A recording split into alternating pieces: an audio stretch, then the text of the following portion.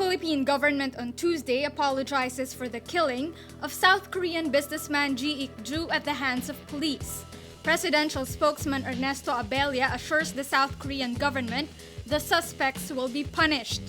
In a report, the National Bureau of Investigation says Ji was murdered by police inside Camp Crame, the headquarters of the Philippine National Police.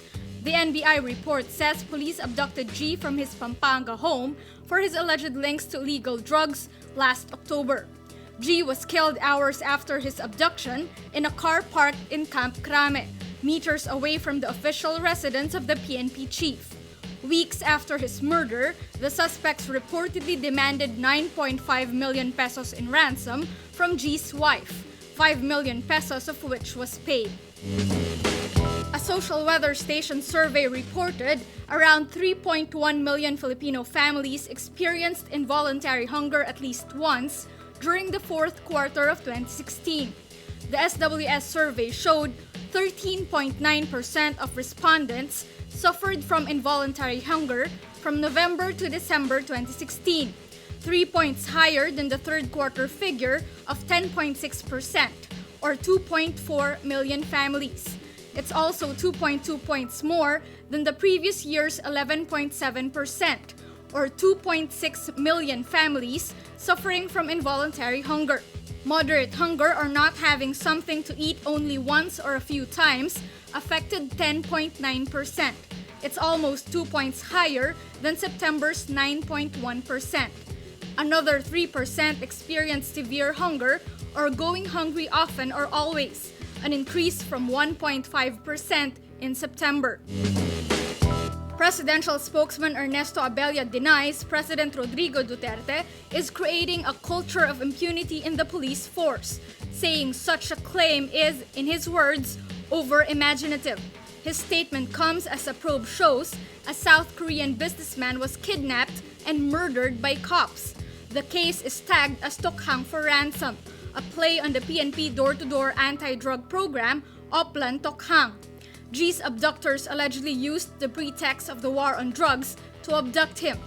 Abella says, quote, "The culture is there and it was existing even before the president came in. That's why he came in, to address that culture."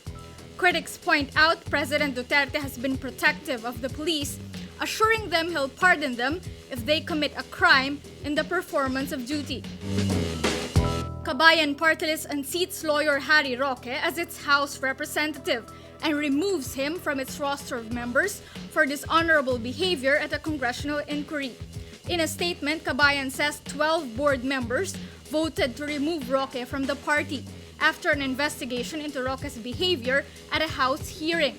Roque and several lawmakers were strongly criticized for inappropriate questions to Senator Laito de Lima's ex-boyfriend and alleged bagman, Ronnie Dayan. Roque's questions had sexual undertones as he focused on what he called de Lima's frailties of a woman. Roque denounces his removal from the party. Bago po ako pumasok sa Kabayan, 110,000 boto lang nakuha nila. Nung ako po na talagang first nominee, 860,000 po ang nakuhang boto ng Kabayan. So, ngayon po malinaw na wala pong kapangyarihan yung nagpapanggap na board para ako ay sipain. United States President Donald Trump says he terminated the Trans-Pacific Partnership, fulfilling an election campaign promise.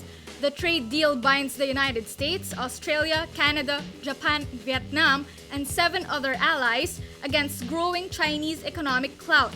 TPP members represent 40% of the world economy. Trump says he'll go back to those countries one-on-one to find terms more favorable to the United States.